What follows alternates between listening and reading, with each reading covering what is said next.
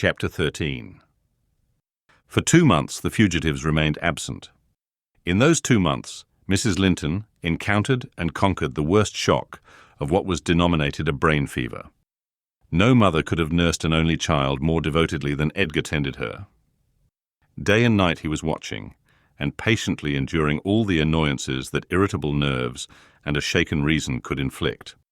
And though Kenneth remarked that what he saved from the grave would only recompense his care by forming the source of constant future anxiety, in fact that his health and strength were being sacrificed to preserve a mere ruin of humanity, he knew no limits in gratitude and joy when Catherine's life was declared out of danger. And hour after hour he would sit beside her, tracing the gradual return to bodily health, and flattering his too sanguine hopes with the illusion that her mind would settle back to its right balance also, and she would soon be entirely her former self. The first time she left her chamber was at the commencement of the following March. Mr. Linton had put on her pillow in the morning a handful of golden crocuses. Her eye, long stranger to any gleam of pleasure, caught them in waking, and shone delighted as she gathered them eagerly together. "These are the earliest flowers at the Heights," she exclaimed. "They remind me of soft thaw winds, and warm sunshine, and nearly melted snow. Edgar, is there not a south wind, and is not the snow almost gone?" "The snow is quite gone down here, darling," replied her husband, "and I only see 2 white spots on the whole range of moors. The sky is blue, and the larks are singing, and the becks and brooks are all brim full. Catherine, last spring at this time, I was longing to have you under this roof. Now I wish you were a mile or 2 up those hills. The air blows so sweetly, I feel that it would cure you." "I shall never be there but once more," said the invalid, "and then you'll leave me, and I shall remain forever. Next spring you'll long again to have me under this roof, and you'll look back and think you were happy today." Linton lavished on her the kindest caresses, and tried to cheer her by the fondest words.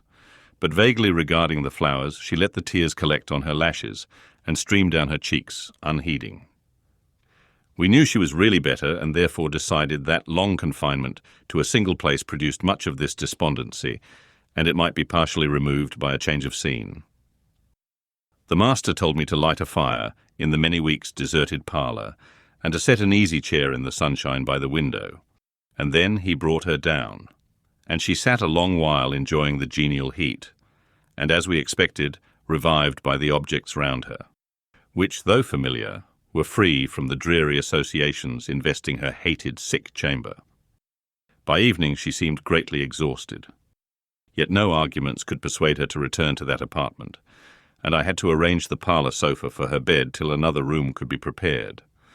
To obviate the fatigue of mounting and descending the stairs, we fitted up this, where you lie at present, on the same floor with the parlour, and she was soon strong enough to move from one to the other, leaning on Edgar's arm.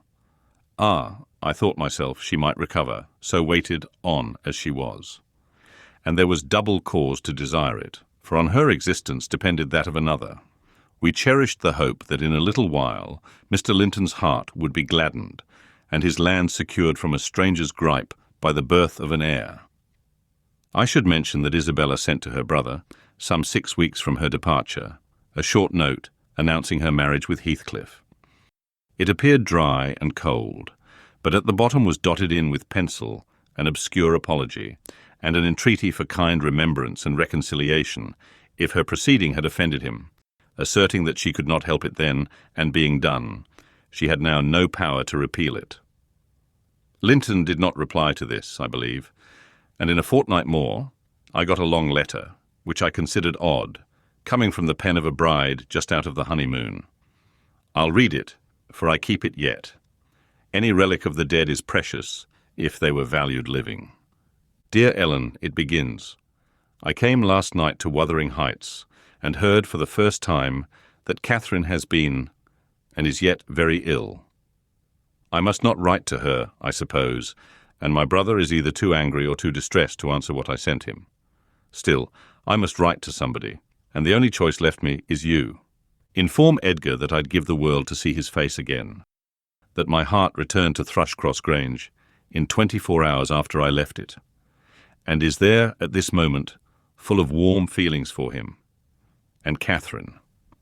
I can't follow it, though. These words are underlined. They need not expect me, and they may draw what conclusions they please, taking care, however, to lay nothing at the door of my weak will or deficient affection. The remainder of the letter is for yourself alone. I want to ask you 2 questions. The first is, how did you contrive to preserve the common sympathies of human nature when you resided here? I cannot recognize any sentiment which those around share with me. The second question I have great interest in. It is this: is Mr. Heathcliff a man? If so, is he mad? And if not, is he a devil? I shan't tell my reasons for making this inquiry, but I beseech you to explain, if you can, what I have married, that is, when you call to see me. And you must call Ellen very soon. Don't write, but come and bring me something from Edgar. Now you shall hear how I have been received in my new home, as I am led to imagine the Heights will be. It is to amuse myself that I dwell on such subjects as the lack of external comforts. They never occupy my thoughts, except at the moment when I miss them. I should laugh and dance for joy if I found their absence was the total of my miseries, and the rest was an unnatural dream. The sun set behind the grange as we turned on to the moors. By that, I judged it to be 6 o'clock, and my companion halted half an hour to inspect the park and the gardens, and probably the place itself, as well as he could. So it was dark when we dismounted in the paved yard of the farmhouse, and your old fellow servant Joseph issued out to receive us by the light of a dip candle. He did it with a courtesy that redounded to his credit. His first act was to elevate his torch to a level with my face, squint malignantly, project his underlip, and turn away. Then he took the 2 horses and led them into the stables, reappearing for the purpose of locking the outer gate, as if we lived in an ancient castle. Heathcliff stayed to speak to him, and I entered the kitchen, a dingy, untidy hole. I dare say you would not know it.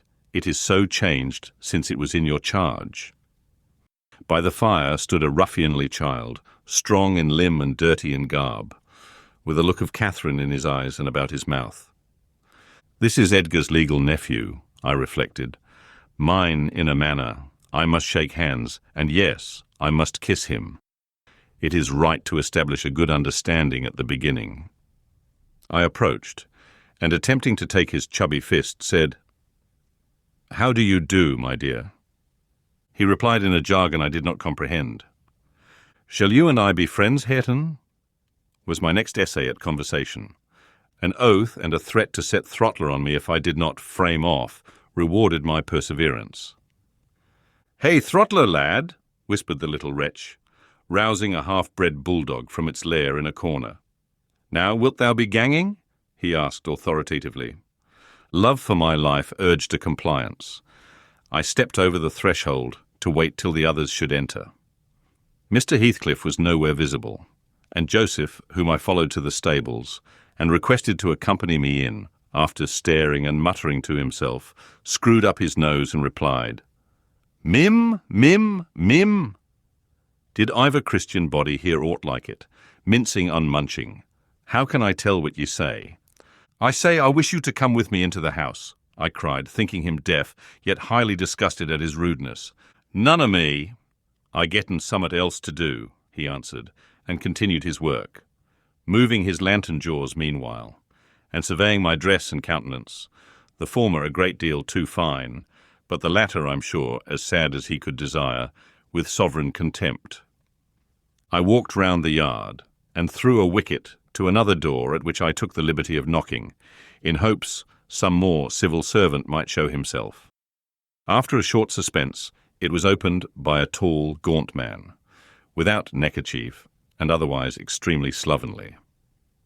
His features were lost in masses of shaggy hair that hung on his shoulders, and his eyes, too, were like a ghostly Catherine's, with all their beauty annihilated. "What's your business here?" he demanded grimly. "Who are you?" "My name was Isabella Linton," I replied. "You've seen me before, sir." "I'm lately married to Mr. Heathcliff, and he has brought me here, I suppose by your permission." "Is he come back then?" asked the hermit, glaring like a hungry wolf. "Yes, we came just now," I said, "but he left me by the kitchen door. And when I would have gone in, your little boy played sentinel over the place and frightened me off by the help of a bulldog." "It's well the hellish villain has kept his word," growled my future host, searching the darkness beyond me in expectation of discovering Heathcliff, and then he indulged in a soliloquy of execrations and threats of what he would have done had the fiend deceived him. I repented having tried this second entrance and was almost inclined to slip away before he finished cursing, but ere I could execute that intention, he ordered me in and shut and refastened the door. There was a great fire, and that was all the light in the huge apartment, whose floor had grown a uniform grey. And the once brilliant pewter dishes, which used to attract my gaze when I was a girl, partook of a similar obscurity, created by tarnish and dust. I inquired whether I might call the maid and be conducted to a bedroom. Mr. Earnshaw vouchsafed no answer.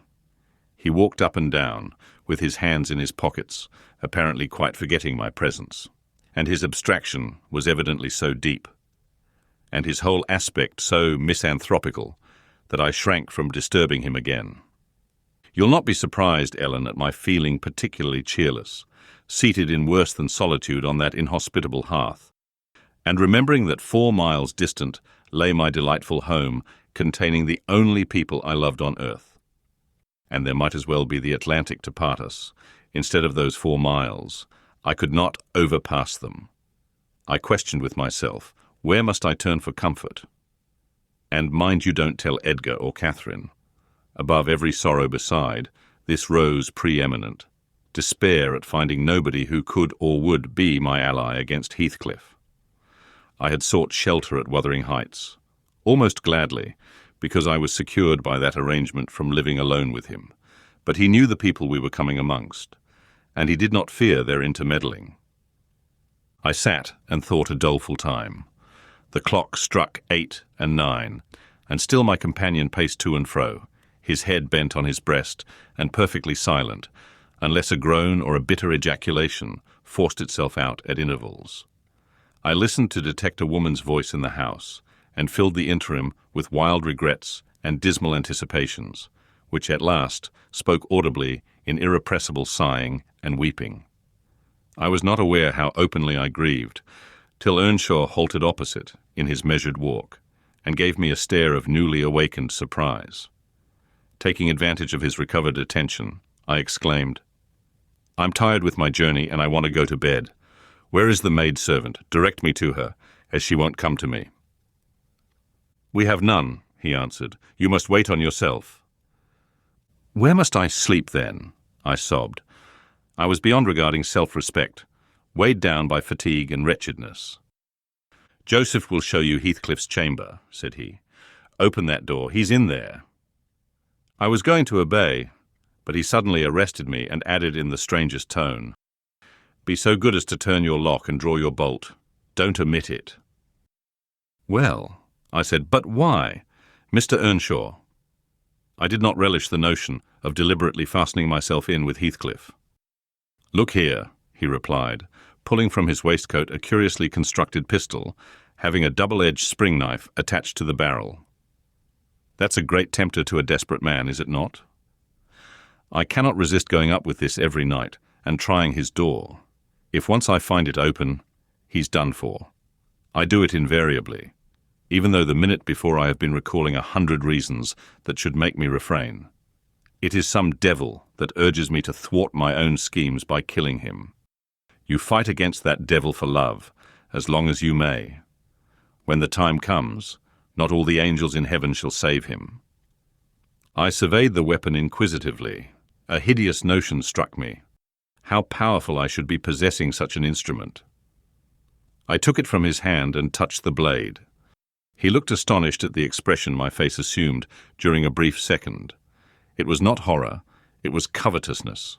He snatched the pistol back, jealously, shut the knife, and returned it to its concealment. "I don't care if you tell him," said he. "Put him on his guard and watch for him. You know the terms we are on, I see. His danger does not shock you." "What has Heathcliff done to you?" I asked. In what has he wronged you to warrant this appalling hatred? Wouldn't it be wiser to bid him quit the house? No, thundered Earnshaw. Should he offer to leave me, he's a dead man. Persuade him to attempt it, and you are a murderess. Am I to lose all, without a chance of retrieval? Is Hareton to be a beggar? Oh, damnation! I will have it back, and I'll have his gold too, and then his blood, and hell shall have his soul. It will be 10 times blacker with that guest than ever it was before. You've acquainted me, Ellen, with your old master's habits. He is clearly on the verge of madness. He was so last night, at least. I shuddered to be near him, and thought on the servant's ill-bred moroseness as comparatively agreeable. He now recommenced his moody walk, and I raised the latch and escaped into the kitchen. Joseph was bending over the fire, peering into a large pan that swung above it, and a wooden bowl of oatmeal stood on the settle close by. The contents of the pan began to boil, and he turned to plunge his hand into the bowl. I conjectured that this preparation was probably for our supper, and being hungry, I resolved it should be eatable. So, crying out sharply, "I'll make the porridge," I removed the vessel out of his reach and proceeded to take off my hat and riding habit. "Mr. Earnshaw," I continued, "directs me to wait on myself. I will. I'm not going to act the lady among you, for fear I should starve." "Gooid Lord," he muttered, sitting down and stroking his ribbed stockings from the knee to the ankle. "If there's to be fresh authorings, just when I gettin' used to 2 maisters, if I moon have the mistress set o'er my head, it's like time to be flitting. I niver did think to see today that I mud lave the ould place, but I doubt it's nigh at hand." This lamentation drew no notice from me. I went briskly to work, sighing to remember a period when it would have been all merry fun, but compelled speedily to drive off the remembrance. It racked me to recall past happiness, and the greater peril there was of conjuring up its apparition. The quicker the thibble ran round, and the faster the handfuls of meal fell into the water. Joseph beheld my style of cookery with growing indignation. "Thea," he ejaculated. "Hareton, thou willn't sup thy porridge to neat. There'll be naught but lumps as big as my neve. Thea Agian, I'd fling in bowl on all if I were ye. They're pale to gilp off, and then you'll ha' done wit. Bang, bang, it's a mercy to Botham isn't deaved out."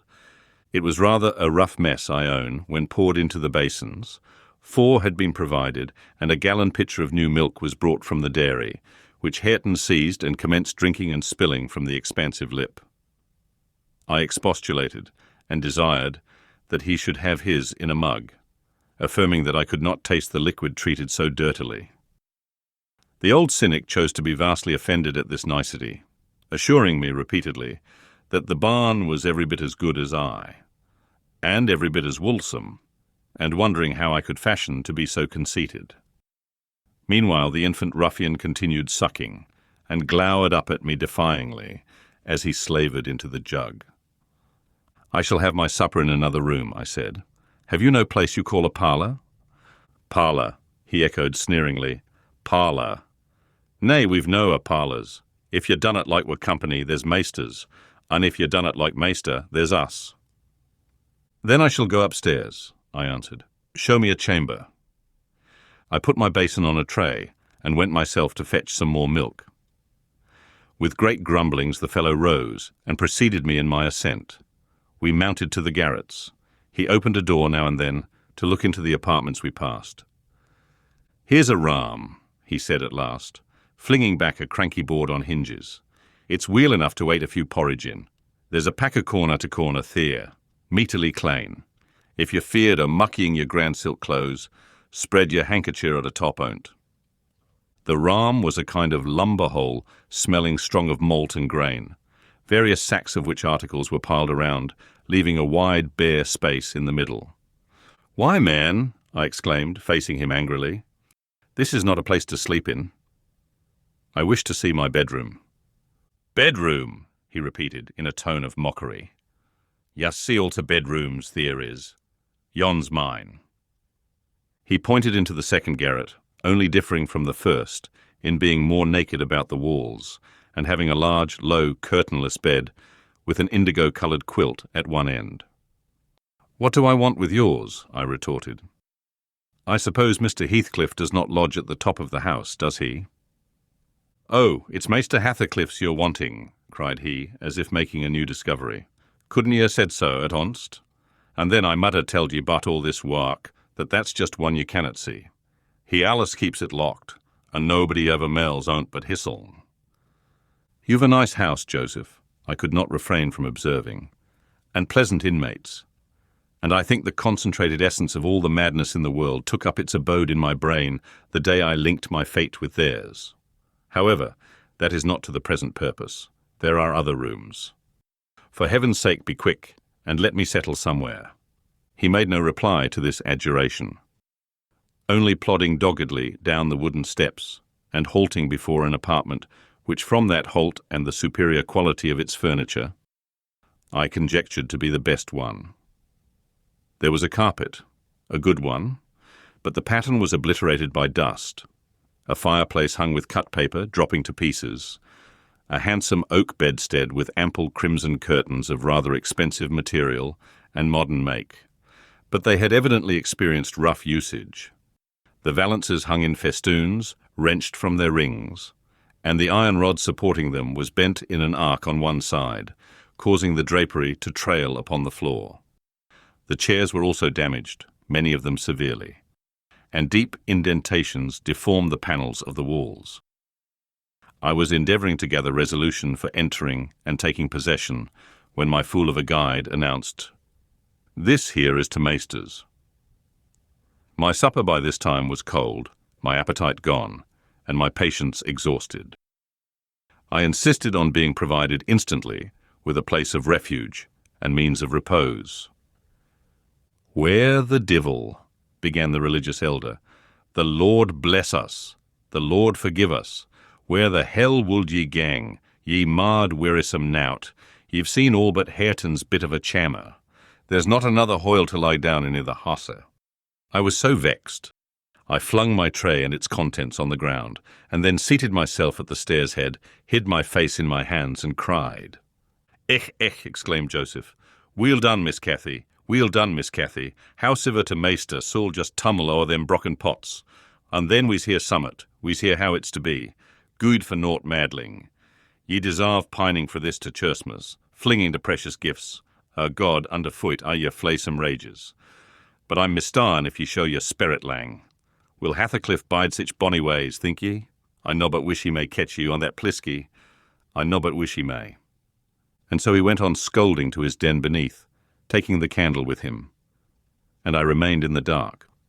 The period of reflection succeeding this silly action compelled me to admit the necessity of smothering my pride and choking my wrath, and bestirring myself to remove its effects. An unexpected aid presently appeared in the shape of Throttler, whom I now recognized as a son of our old skulker. It had spent its whelphood at the Grange, and was given by my father to Mr. Hindley. I fancy it knew me. It pushed its nose against mine by way of salute, and then hastened to devour the porridge, while I groped from step to step, collecting the shattered earthenware and drying the spatters of milk from the banister with my pocket handkerchief. Our labours were scarcely over when I heard Earnshaw's tread in the passage. My assistant tucked in his tail and pressed to the wall. I stole into the nearest doorway. The dog's endeavour to avoid him was unsuccessful, as I guessed by a scutter downstairs and a prolonged, piteous yelping. I had better luck. He passed on, entered his chamber, and shut the door. Directly after Joseph came up with Hareton to put him to bed. I had found shelter in Hareton's room, and the old man, on seeing me, said, "There's ram for both ye and your pride now, I should think of the hussy. It's empty. Ye may have it all to yourseln, and him as allus makes a third, a sich ill company." Gladly did I take advantage of this intimation, and the minute I flung myself into a chair by the fire, I nodded and slept. My slumber was deep and sweet, though over far too soon. Mr. Heathcliff awoke me. He had just come in and demanded in his loving manner what I was doing there. I told him the cause of my staying up so late, that he had the key of our room in his pocket. The adjective "our" gave mortal offence. He swore it was not, nor ever should be mine, and but I'll not repeat his language nor describe his habitual conduct. He is ingenious and unresting in seeking to gain my abhorrence. I sometimes wonder at him with an intensity that deadens my fear. Yet I assure you, a tiger or a venomous serpent could not rouse terror in me equal to that which he wakens.